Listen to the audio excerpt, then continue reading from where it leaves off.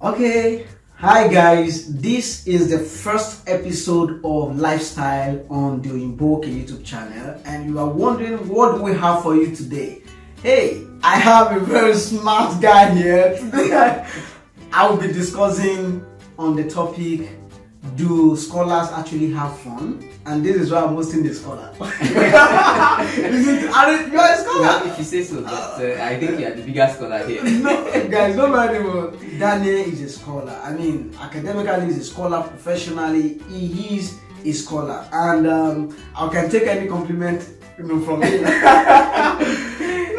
So the reason why we're talking about this topic is a lot of people think when you are out there, you write, you do things, you are a high performer in an organization. Do you actually have fun? Do you have fun? Yes, I think that's the question. Yeah. So Daniel, how do you see people? How do people approach you? I mean, because you're a scholar, do they think you have fun? Of course, yeah. It's really funny that most people think if you are high performing, if you're doing very well, you must be this workaholic, you don't have any time for anything else. And I think that's general perspective, but it's sometimes can be very far from the truth. You see, it can be very far. He's going to show us, but actually I have caught him on many occasions that made me think, okay, so scholars do have fun, and that is why we are discussing this topic. Yeah. And personally, while I was on campus, so you might be right, that scholars, do we have fun? I was like a monk on campus. I finished the first class, so maybe you can say scholar by that. Yeah. And the fact that I was like a monk, so nothing like fun. I don't play football. I don't go to social gathering. But was I the only scholar? Nope. Do we have scholars that actually have fun? There are plenty. Yeah, and the thing is that I've seen, even when I was in school, I did experience people that, they were so serious, and there were other people too that were also not as serious as they were, but they had good results as well. So I think it's kind of a mix of the monks, like you described yourself, and then the easygoing guys who enjoyed themselves while they were on campus. They still did well. Awesome. So here we try to make their hypothesis or nullify their hypothesis that scholars actually do have fun, but let us make it more relatable. Daniel, I have caught you on many occasions playing games. By the way, I mean, a little bit introduction about Daniel. Can you tell us about yourself? Yeah, okay, so my name is Daniel. I am a consultant. I work in financial technology. I have a lot of things going on. But I would say that I've really done pretty well for myself in terms of career and accomplishments so far. Such a short time, but it's really a privilege because I think I'm very humble to be here, to be in the presence of the Microsoft guru himself. So guys, this is about Daniel. I like the way he described himself, which is actually why that this guy is a scholar. But the part that is falling back to me, I don't know how to take that. No, of course, we are on your show. This is someone that I've known and is practically a scholar in every respect. So if someone has a say on this kind of topic, I think he's the best person to give us more insights into that. Because I'm really curious about that myself. Okay, well, I don't know how to react to this, but I tell you, if I show you how I'm reacting inside, you might start laughing. But we just want to make it fun. So I've got Daniel repeatedly, playing games. Serious, like just focus. So do you have time to play games like this? And if you see him playing games, that means it's not now. He has been doing that repeatedly. Yeah. So can you tell us about your fun life? Yeah, so I believe when there's time to work, then there's time to work. And then when there's time to play, then you have to focus on playing. Because there has to be a balance. All work without play, they say, makes Jack a dull boy. So I need to find time to create a balance. So that's really what I do. And sometimes I like playing games, I like watching movies, I like hanging out with friends. Just have to spice life up so that it's not so boring. You see, so all the things we see as lifestyle, so scholars actually do have, and they are not always put your head straightforward and do like a monk or just focus on no, maybe that doesn't really they are not so much out there like that today. And that is interesting. Personally, I know Daniel will not ask me. I will ask you. I was waiting for you to give me a chance to do that. So I'm really curious because you have a lot of things you're doing. You're working with students. You have a very high profile job with Microsoft, a global company. So how do you find that balance, or are you still a monk like you used to be? Well, I would say, guys, am I still a monk? Maybe I should let people, in the comment section put it out there. Am I still a monk? Yeah, I'm not. like that. Well, a monk at least will not put on his So the thing is, after I left school, I realized, okay, maybe the focus was needed for that environment, to get the best at that point in time. But after I moved out of school, I realized that, in fact, the social life is part of the life in itself. So I need to actually add that part to my life. So before I used to play ball, but I don't like just going out. I would sacrifice the time to study, to go play ball for studying. But when I move out of school, I need to play ball. And yes, even if it's to wash my clothes, I will abandon washing my clothes, go and meet the guys and play ball in the morning. So I started mixing that. Music, I love music, but people know me for singing just one line in song. I don't know any other thing again because I never had the time to listen to the songs. But I have to now take it more intentional, and then I can listen to songs, try to vibe to it, and I mean that is part of the lifestyle. Before I've never been to club, but after school I've been to clubs repeatedly. I now understand the vibe that when beats are rolling, the way you move your body, the way you feel it. So I never knew the feeling before. But until I started this lifestyle, I then realized, okay, true. When you vibe to a song, there's a way it just take over you. You enjoy, you flow into it. So I love it, and I've done that repeatedly. Also, I watch movies. I love sci-fi movies. I fall in love with sci-fi movies. I can watch them repeatedly on and on and on. And it's only games that I'm not consistent with. Yeah, and I think from what you were saying earlier, it's about finding something that you really have passion for, and creating time for it out of your busy schedule to just ensure that you participate in some of these things. I think that's really what works for me, and I think that's what works for most people who are also high performers.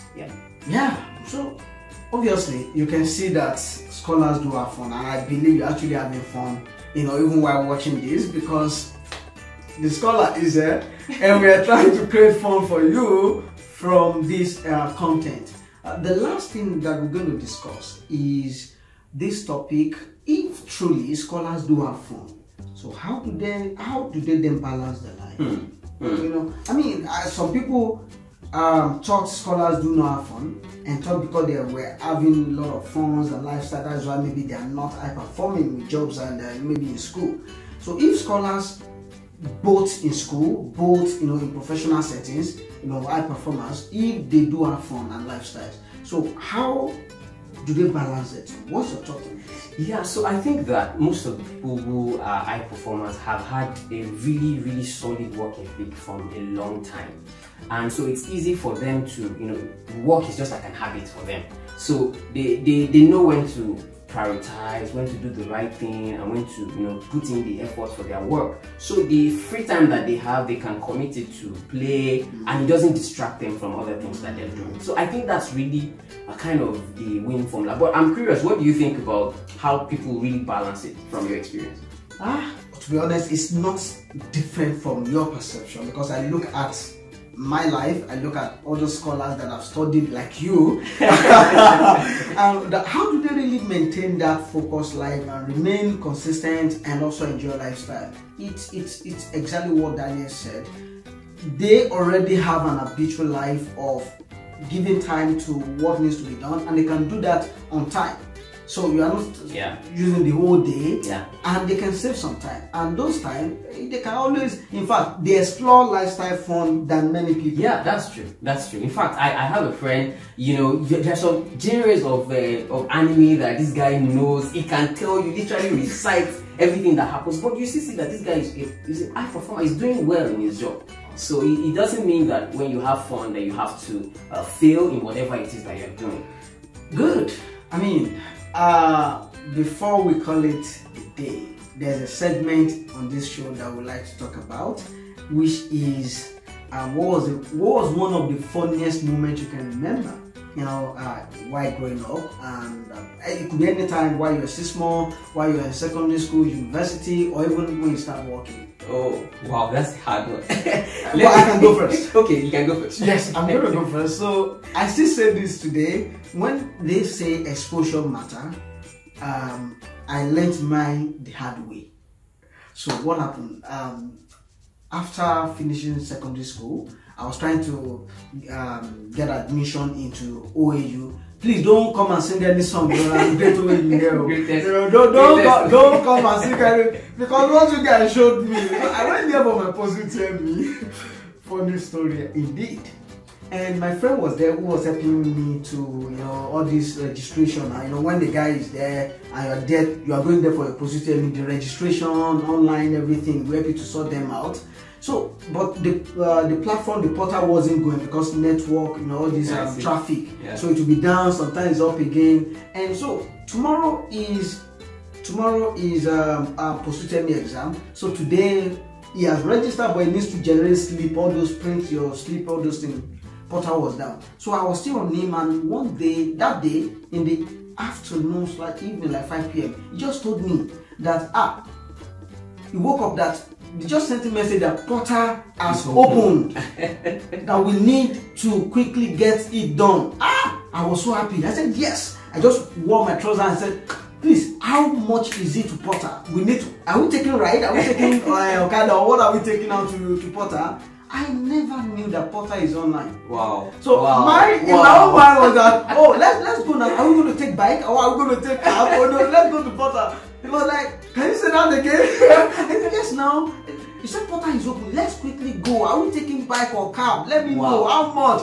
Wow. Every other, student in that hostel were just laughing. That was when I knew something has happened. I was saying, portal is online. You just log in. Yes. What? And you made me fair for it like that. Oh my God, that's really funny. That's so funny. But that's exposure. I just said, okay, is it because I'm not in school? All those kind of things. That's why I didn't know what portal is.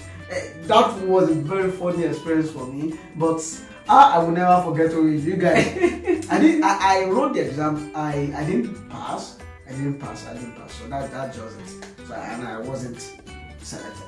Interesting. Now that you say this, I remember a very funny incident that I went through. So I went with a friend during my service here. I went with a friend to. It was just like towards the end of my service here. I wanted to ride a roller coaster.